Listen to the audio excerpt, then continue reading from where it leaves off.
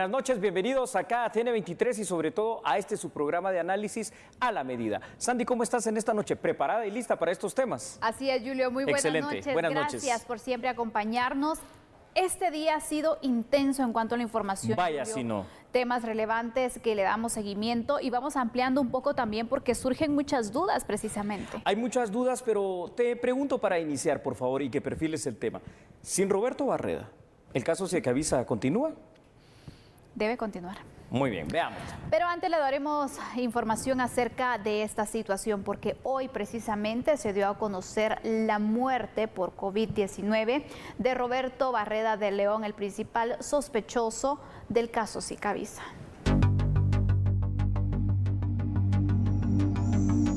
El 17 de julio el procesado Roberto Barreda de León inició con los primeros síntomas del nuevo coronavirus COVID-19. Tras varios días luchar contra este virus, este 6 de agosto, el Hospital General San Juan de Dios confirmó su fallecimiento a las 11:35. Sin embargo, debido a la complejidad del caso, no respondió su organismo al tratamiento que le fue institucionalizado y pese a los múltiples esfuerzos del personal médico y paramédico, presentó una falla ventilatoria secundaria y una neumonía severa e hipoxia. Adicional a eso, se confirma COVID-19 positivo. Por tanto, el Hospital General San Juan de Dios confirma el fallecimiento de Roberto Barreda hoy a las 11:35. La Fundación Sobrevivientes, querellante en el caso Siecavisa, indicó que le solicitaron a la Fiscalía encargada del proceso pedir al Instituto Nacional de Ciencias Forenses, INACIF, la identificación del cuerpo sin vida. La búsqueda de justicia para Cristina Siecavisa no queda cerrada. Hay 2 personas pendientes de enfrentar un juicio. A efecto que se pueda seguir únicamente con las personas que aún quedan, en este caso la señora madre, el señor Roberto Barreda, la licenciada Ofelia, así como la persona de apellido Celada, que todavía están pendientes de enfrentar el debate oral y público. El sistema penitenciario informó que los problemas de salud de Roberto Barreda de León, quien estuvo recluido en Mariscal Zavala, iniciaron el viernes 17 de julio. El 17 de julio, el privado de libertad Roberto Estuardo Barreda de León tuvo complicaciones en el centro por problemas respiratorios, que fue trasladado al San Juan de Dios, donde lo chequearon y lo establecieron y lo regresaron al centro carcelario. Ya el día 21 de julio del mismo mes tuvo complicaciones nuevamente, donde salió él también con otros 2 privados de libertad del centro carcelario. Llegaron al San Juan de Dios, les hicieron la prueba COVID-19, donde efectivamente ellos salieron positivos al COVID. El interés de Beatriz Ofelia de León, madre del ahora fallecido y expresidenta del organismo judicial, es enfrentar el juicio en el Tribunal de Mayor Riesgo C, aseguró el abogado defensor Alfredo Vázquez. En el caso de doña Beatriz, ella sí va a seguir y eso deseo, incluso me ha tratado de que quiere enfrentar el juicio para aclarar bien la situación y tratar de resolver su situación y aclarar todas las situaciones que se han dado en este caso. Roberto Barreda de León muere inocente en el sistema de justicia. Por diferentes acciones legales y la pandemia al COVID-19, no se logró desarrollar el juicio para que fuera juzgado y se pudiera determinar si era inocente o culpable por la desaparición y supuesta muerte de Cristina Siecavisa en julio del 2011. Con imágenes de Cristian García, un reporte de Hugo Morales. Vaya qué tema para iniciar el análisis en esta noche. Uno de los casos más mediáticos, más conocidos de la sociedad guatemalteca. Y he de decirte, Sandy, antes de que compartamos algunos datos, que en el ínterin, mientras preparábamos este programa a la medida de esta noche, hay nuevos giros en la noticia. Y te lo voy a comentar de una vez y a usted también allá en casa, por favor. El INACIF ya sacó el informe oficial, un comunicado de prensa, de hecho, donde nos indica que ya practicó la necropsia ordenada por el Ministerio Público y se basó, afuera de todos los exámenes que se hacen en la necropsia, sobre todo en el de lofoscopía. Se preguntará usted a qué me refiero con la lofoscopía. Es lo de la huella decadactilar, las huellas digitales, confirmando de este caso y de esta manera que sí es el cuerpo de Roberto Barreda, el del occiso. Así es, en horas de la tarde fue trasladado el cuerpo de Roberto Barreda por esta solicitud también que se hace por parte del Ministerio Público y precisamente dan a conocer entonces el resultado que sí coincide con la persona que han llevado y las huellas también que mencionaba ya Julio Talamonti, entonces se confirma que es el cuerpo de Roberto Barreda. Así es, y es bueno esta confirmación porque esta confirmación es forense, es técnico-científica, porque al final final de cuentas esto había causado mucho revuelo dentro de la sociedad guatemalteca. ¿Me permites ver algunos datos? Por supuesto, Yuri, adelante. Ahora pues ya algunos de ellos quedarán desfasados con este comunicado recién emitido por el INASIF. Pero por el momento, y esto ya es un hecho ahora, la persecución penal contra Roberto Barreda queda extinguida definitivamente.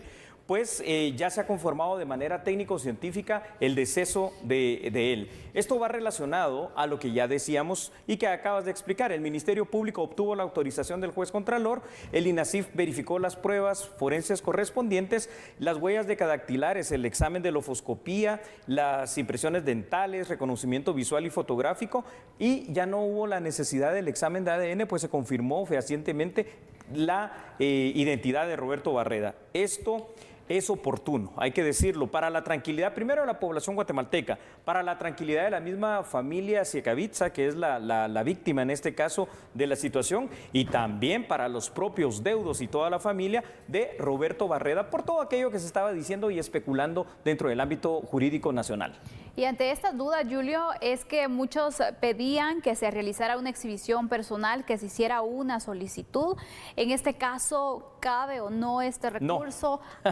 Aparte, considerando los tiempos de pandemia también, sí, y la forma del traslado, del manejo de un cadáver en esta situación. Sí, no solo por el tema de la pandemia, que ya lo vamos a explicar y que obviamente tienes toda la razón, pero no cabe la exhibición personal, que es el hecho de exhibir a una persona que está viva para ver que no sufra vejámenes, torturas o situaciones, cuando estamos hablando de una persona que ya falleció. No, aquí lo que cabía eran los exámenes forenses, y los exámenes forenses únicamente los puede realizar el INASIF. Entonces, en un principio todo esto no había desvirtuado un tanto la información. Lo que sí viene a desnudar, y esto sí de una manera tan terrible, es nuestro sistema de justicia penal.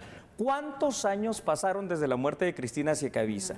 Bueno, y Roberto Barreda no estaba acusado de ser como principal sospechoso de la muerte de ella. Así es. Pero digo, yéndonos solo por el tema legal, estrictamente constitucional, bueno, muere con esa presunción de inocencia porque no se logró comprobar en todos estos años la participación de él en esto. Entonces es una cosa triste, una cosa lamentable el ver cómo es de ineficiente, de ineficaz nuestro sistema de justicia, que en todos estos años no pudo llegar a juicio oral y público y demostrar algo, lo que sea, ¿verdad, Sandy? Culpabilidad o inocencia, pero demostrarlo. Efectivamente. Y eso es muy importante, Julio, porque obviamente con este caso surgen muchas dudas, surgen muchas preguntas que las personas también se realizan. Así es, y Sandy, es bueno poder aclarar situaciones que son netamente legales. Por correcto, ejemplo, la exhibición personal que ya te planteaba, porque surgía mucho, ¿no? Especialmente claro, en redes sociales, y es bueno hacer la aclaración.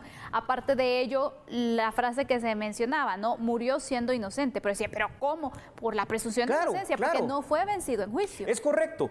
Hay una situación en el artículo constitucional que nos habla de la presunción de inocencia, que por cierto es el 12, si usted lo quiere revisar en la Constitución, que dice que mientras tú no seas citado, oído y vencido en juicio, se te va a considerar inocente. Entonces, aquí el problema no es de Roberto Barreda, aquí el problema no es de la contraparte de los querellantes adhesivos, aquí el problema es de la ineficacia del sistema de justicia, del obsoleto del sistema de justicia penal guatemalteco, que pasan décadas, en este caso pasaron más de 10 años, hay que decirlo, ¿verdad? Y no se pudo llegar a demostrar cualquiera de las dos únicas posibilidades, inocencia o en todo caso culpabilidad. Y esto al final de cuentas queda injusto para ambas partes, tanto para la parte acusada como para la parte de la víctima, porque te imaginas la familia de Cristina Siekavitsa cómo se sentirá en este momento, pero la familia de Roberto Barreda también, ¿no? Sabiendo que al final de cuentas murió en esta condición que tú bien mencionaste, legalmente, que se conoce como la de inocencia, no fue demostrado lo contrario, es decir, la culpabilidad.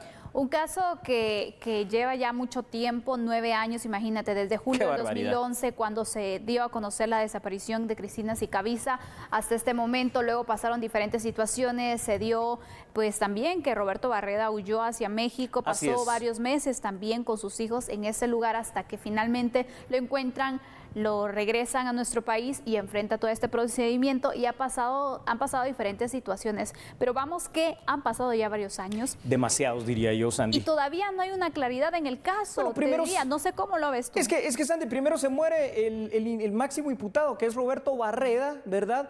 Y no se logra llegar a una conclusión de este caso. Ahora, la gente se preguntará, ¿no? Y esto es muy lógico, Sandy, ¿qué va a pasar con este caso penal? Bueno, ¿ya se terminó allí? No. El caso, el proceso penal en esta tercera tercera y eterna fase, que es cuando algún día llegue a juicio oral y público, seguirá en contra de Beatriz Ofelia de León, la madre de Roberto Barreda, y en contra del investigador Óscar Celada, ¿verdad? Pero obviamente, como cae por su propio peso, se extingue la persecución penal, sobre todo ahora que el informe médico forense a través de los exámenes técnico forenses, sobre todo el de la ofoscopía, repito, son las huellas decadactilares, han confirmado que el cadáver se trata del de Roberto Barreda.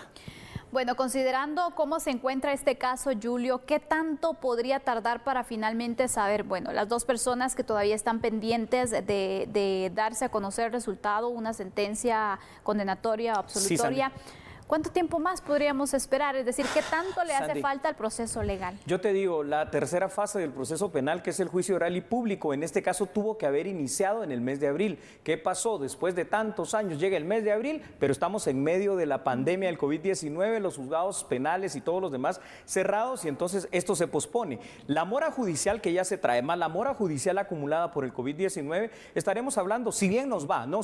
Tratando de ser un poquito optimistas, del año 2021, si no es que el del 2022, o sea que esto todavía va para largo. Y allí, una vez que se llegue, supongamos, ¿verdad, Sandy?, a la finalización del juicio oral y público, el caso todavía no ha terminado, porque se puede impugnar por cualquiera de las dos partes, con cualquiera de los dos fallos, ya sean de inocentes o de culpables.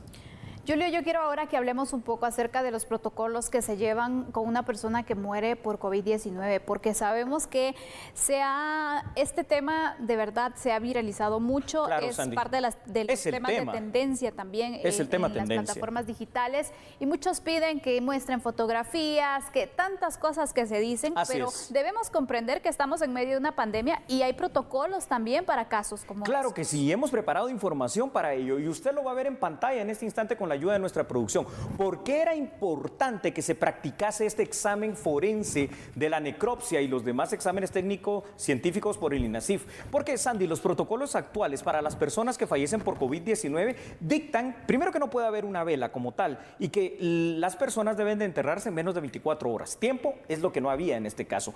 Esto debe hacerse, además, sin practicar la necropsia, pues cae por su propio peso, que han certificado los médicos la muerte por COVID-19, y el cadáver en todo tiempo permanece cerrado en una bolsa plástica de seguridad. Hoy se rompió eso y se practicó la necropsia, creo yo, de una manera oportuna para todos. La duda razonable en este caso, pues surgió, y eso fue la tendencia que tú estás mencionando en redes sociales, al analizar los últimos fallecimientos por COVID-19 de privados de libertad, que hay que decirlo, todos ellos son sindicados de casos de altísimo perfil aquí en la sociedad guatemalteca.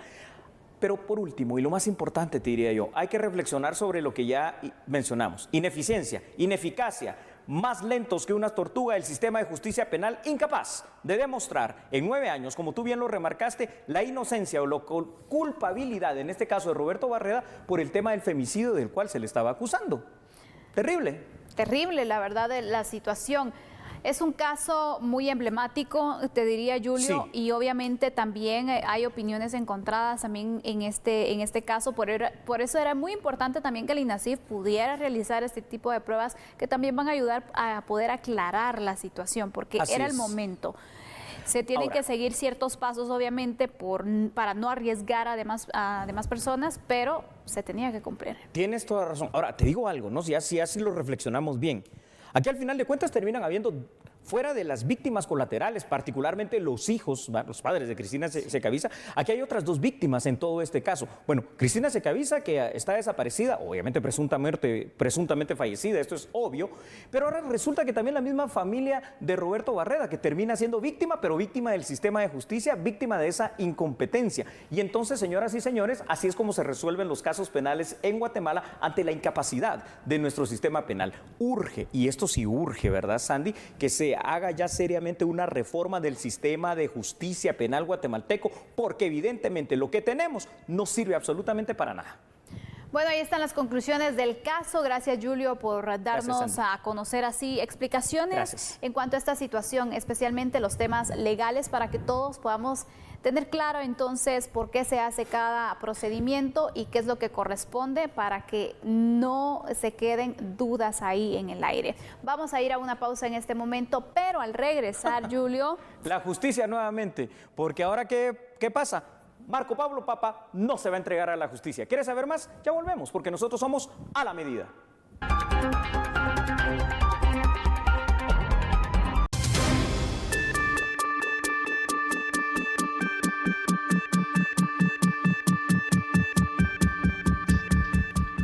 Cambiamos entonces para hablar de otro de los temas del día, porque hoy fue girada una orden de captura en contra de Marco Pablo Papa, esto por el delito de violencia en contra de la mujer. Este jueves se dio a conocer una nueva orden de aprehensión en contra del futbolista Marco Pablo Papa por el delito de violencia contra la mujer en su manifestación física en el ámbito privado. La orden inmediata de aprehensión fue girada por el juzgado de turno de primera instancia penal de delitos de femicidio para que se iniciara un allanamiento en la morada del deportista en Camino al Juyú, zona 7 de la ciudad capital. El abogado defensor de Papa, Juan Pablo Gutiérrez, informó durante una conferencia de prensa que el futbolista no se presentará ante la justicia. Debería presentarse hacia las autoridades si hubiese, como te repito, una calidad, una certeza jurídica. Pero no hay certeza jurídica, no hay ninguna. El coronavirus está en las cárceles extremadamente, aunque él sea un deportista de alto rendimiento, él no está en las condiciones procesales oportunas para que él se pueda entregar. Claro que sigue en el país y se va a entregar pronto como abogado, de verdad. Yo lo que más quiero es que se entregue lo antes posible. Y si me está escuchando Marco, también le pido que se mantenga en tranquilidad. No he tenido conocimiento de él. Lo último que me dijo, perdón, respondiendo a tu pregunta, fue: temo por mi vida, por la familia Aparicio. Pero yo sí sé que tiene un problema con el cobro, pero no tiene un problema con pegarle a las mujeres. Pero no es la primera vez Exactamente, pero esta vez a la que estamos hablando acá, quiero hacer ver y quiero lograr hacer ver que es un patrón también que están utilizando para chantajearlo, que es lo que vamos a hacer ver en el proceso penal. ¿Y por qué se da una falta de mérito y ahora me giran la orden de captura?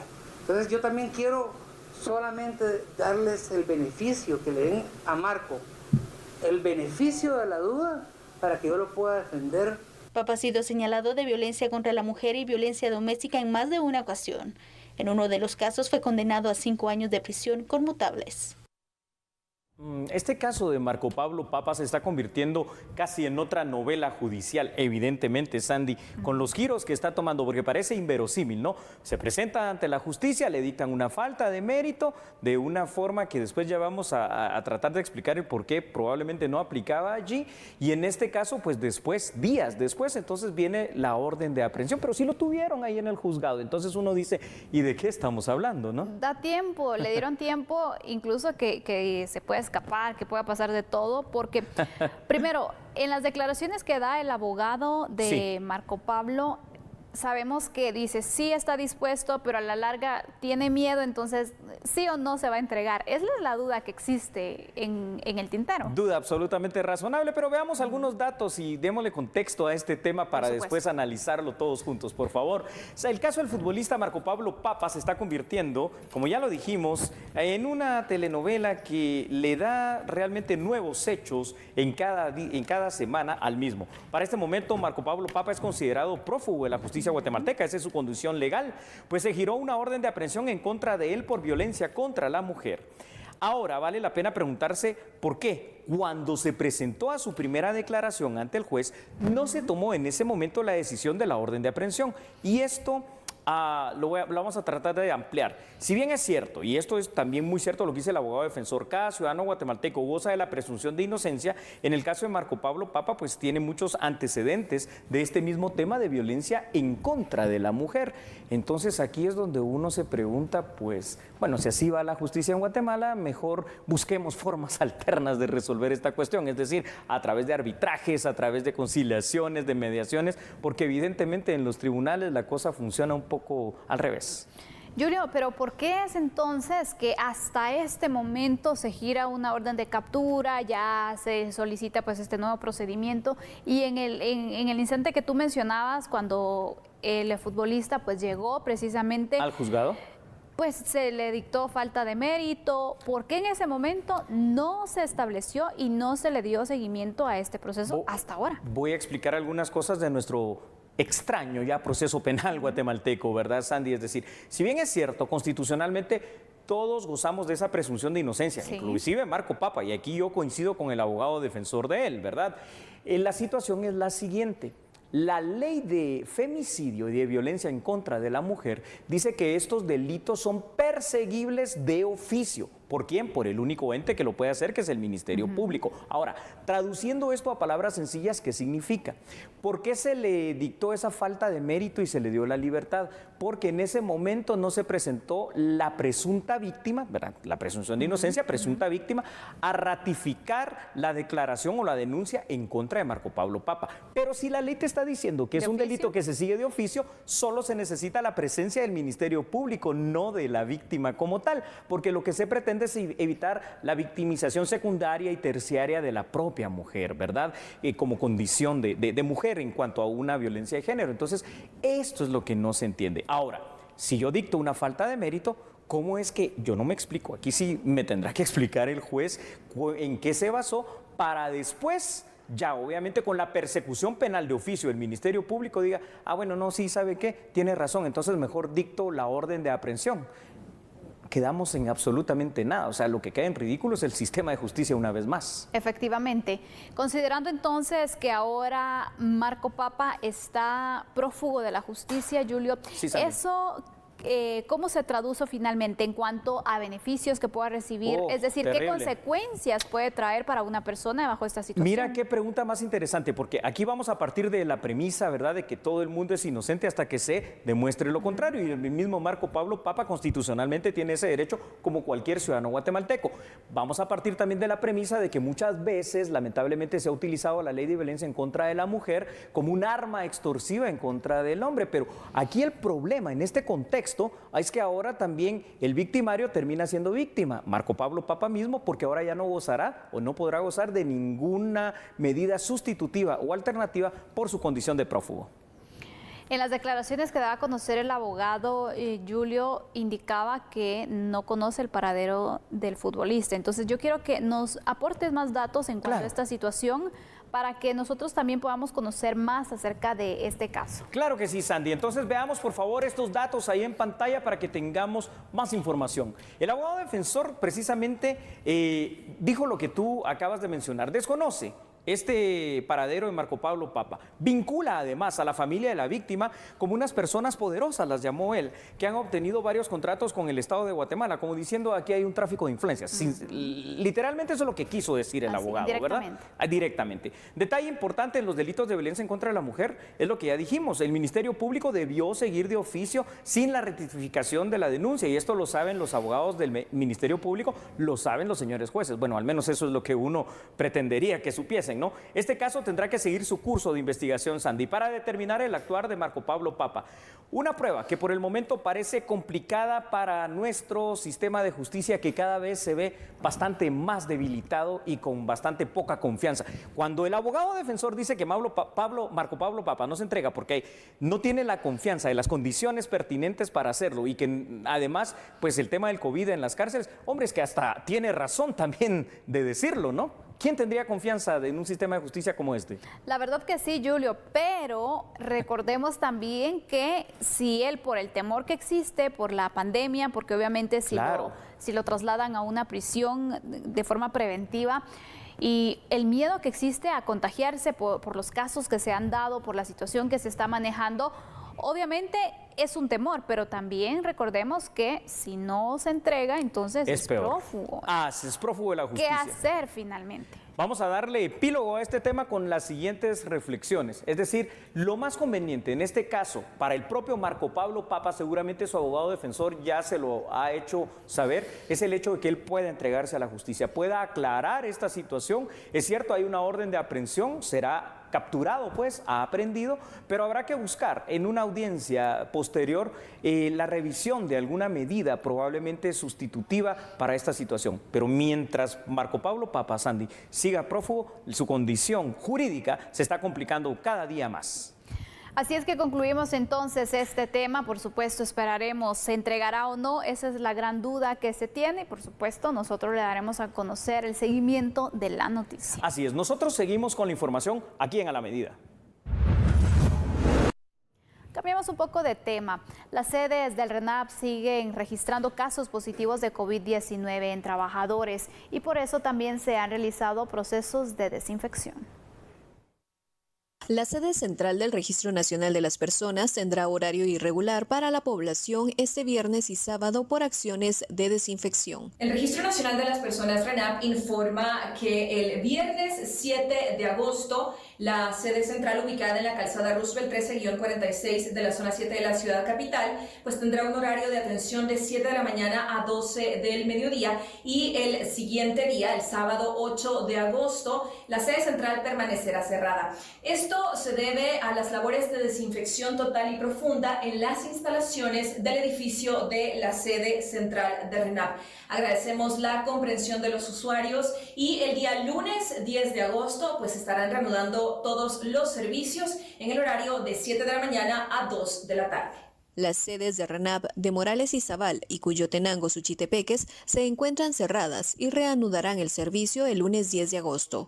Por lo que las personas pueden acudir a las oficinas de los Amates en Izabal y de Mazatenango y San Martín Zapotitlán mientras tanto. La oficina de Jocotán Chiquimula está cerrada desde el 31 de julio y reanudará labores el jueves 13 próximo. Mientras tanto, las personas pueden acudir a la sede de Camotán del mismo departamento.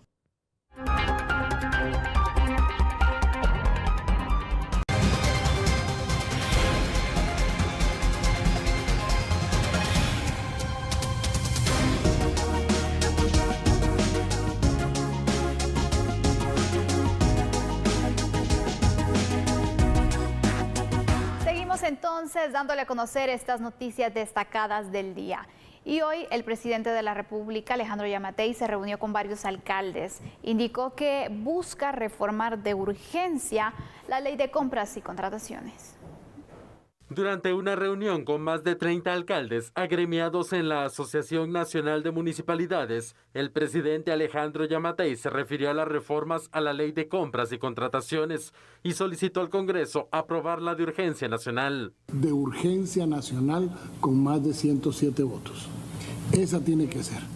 Ya esto no es algo que podamos estar pidiendo, que se conozca, que se vaya a comisión, que se vaya a dictamen, que se vaya a todo. Esta es una ley que es de urgencia nacional. Tenemos que reactivar la economía del país. Mi recomendación es comuníquense con los diputados distritales, invítenlos,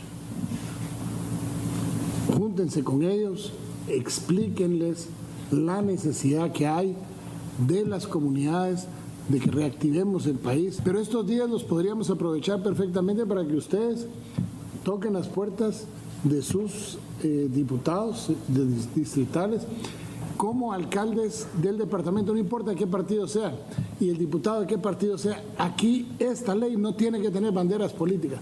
Es la reactivación de la economía del país, es la reactivación de los consejos de desarrollo, es la reactivación de las obras municipales que están pendientes y para que podamos salir muchísimo más rápido.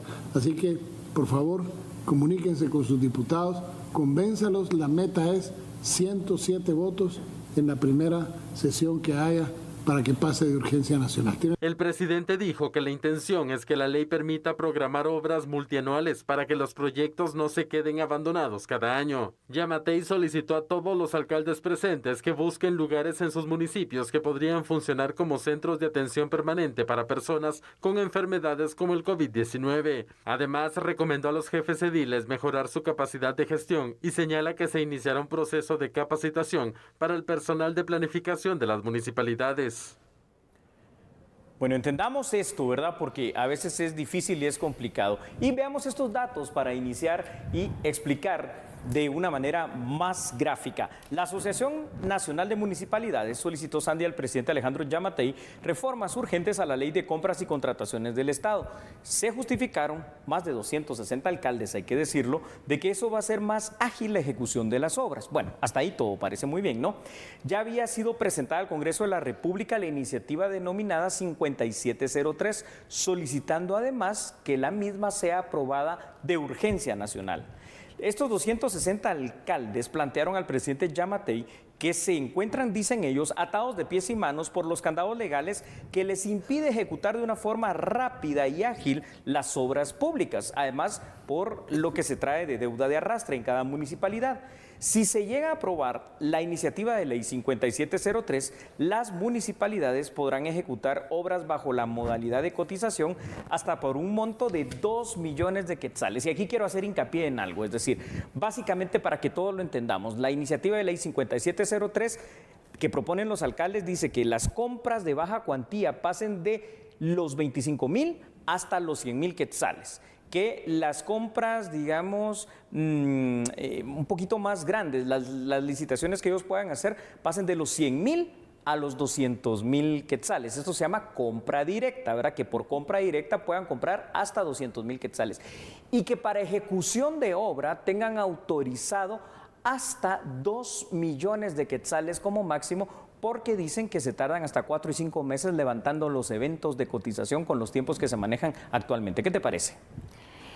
Una propuesta también que es algo controversial, es que la ley en sí, Julio, ha generado diferentes comentarios. Siempre que hablas de cambios a la ley de compras y contrataciones, hay algunos que están a favor y otros en contra. Lo que sí es importante es analizar muy bien el contenido, obviamente, y si hay otras mejoras que se le pueden incorporar, que de una vez se pueda realizar si es necesario y si es viable también, pero que sea un análisis de alto nivel, te diría, donde diversos sectores que pudieran tener algún tipo de estudio, de análisis al respecto, puedan incorporarse también con esas recomendaciones. Claro, y si hay una garantía de que la ejecución sea ágil, pero transparente también a la vez, ¿verdad? Porque es que especialmente eso, la transparencia. Ahí está, en el tema de la transparencia es donde está precisamente la oposición a este tipo de cambios, ¿no? Uno entiende que las obras se tienen que ejecutar, claro, en beneficio de la población de cada uno de los municipios de este país. Uno entiende, ¿verdad?, que muchas veces es cierto, la ley se vuelve engorrosa para adquirir cualquier situación que pueda servir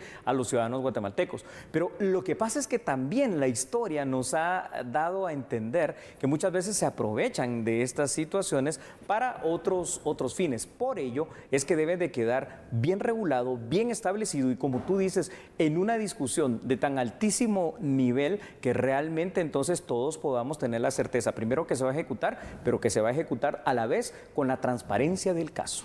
Lo que sí es necesario también, y es importante resaltar, Julio, que también buscan hacerlo de urgencia nacional. Se necesitarían más de 106 votos. Sí.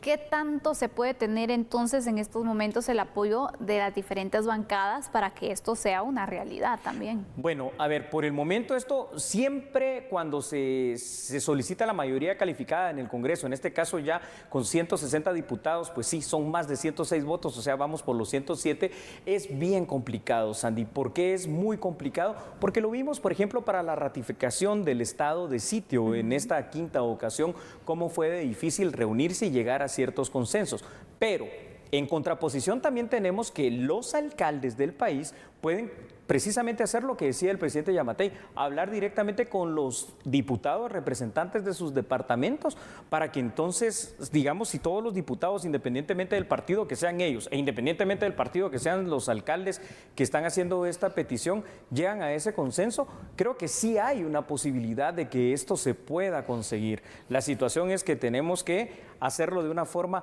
técnica, ¿verdad? Para que de verdad se pueda tener la certeza de que cada centavo se está invirtiendo en lo que se dice. Efectivamente. ¿Qué puntos entonces, Julio, se deben considerar en los cambios que se pretenden realizar o proponer en este caso a la ley de compras y contrataciones? Excelente pregunta, Sandy. Veamos unos datos también que nos van a ayudar a entender esta situación. Y es que algo que debe contemplarse por parte del Congreso es lo de los controles, la transparencia en la ejecución, a efecto que una modificación de este tipo no fomente posibles actos anómalos. También será importante, Sandy, el seguimiento y control que tendrá que ser impuesto y más fuerte todavía por parte de la Contraloría General de Cuentas de la Nación para que pueda ver cómo está el desarrollo de la obra física por parte de todas las municipalidades en Guatemala. Si bien es cierto, para el pueblo de Guatemala en general es importante la ágil ejecución de obras municipales. En este caso, hay que ser muy cautelosos, sabios pero cautelosos, y evitar abrir la puerta a coimas y sobornos, que es lo que muchas veces ha rodeado iniciado la obra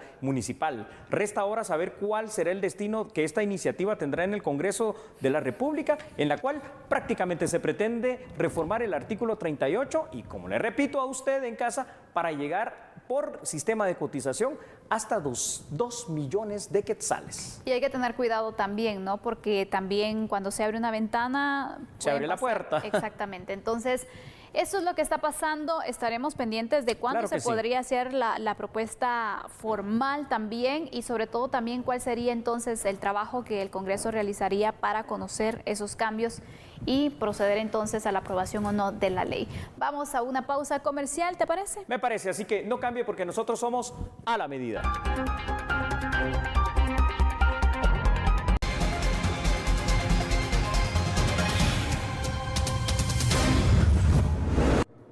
Autoridades del Ministerio Público fortalecen las estrategias para combatir el contrabando y la defraudación tributaria. ¿Quiere usted saber cómo? Vea la nota aquí en A la Medida. La SAT contabiliza 935 millones de quetzales por concepto de contrabando. Y a la vez también demostrar e informar públicamente de las buenas relaciones interinstitucionales que se han ido gestando con la SAT y el Ministerio Público. Y todo esto lógicamente conlleva un fortalecimiento del sistema aduanero y del sistema tributario. Y con el Ministerio Público, los operativos en aduanas que han sido 41, 34 allanamientos, 16 inspecciones y 5 inventarios de contenedores. Eso se está haciendo en los puertos. Hay una control y política de control también de los contenedores. ¿Qué resultados ha dado toda esta acción? Pues valor de mercaderías incautadas por 9 millones, impuestos por 4.400.000, pero también lo más importante es resaltar que ya se están cobrando los impuestos en aduanas por 81.852.000. En este año el MP contabiliza 129 denuncias por contrabando, 68 casos desjudicializados, 221 desestimados, 25 acusaciones y 55 allanamientos. Los últimos 3 se registraron en San Cristóbal Mixco. Y con esta nota concluimos nuestro programa. Gracias por estar siempre pendiente. Lo esperamos mañana. Feliz noche. Así es, feliz noche. Nos vamos, pero regresamos. Chao.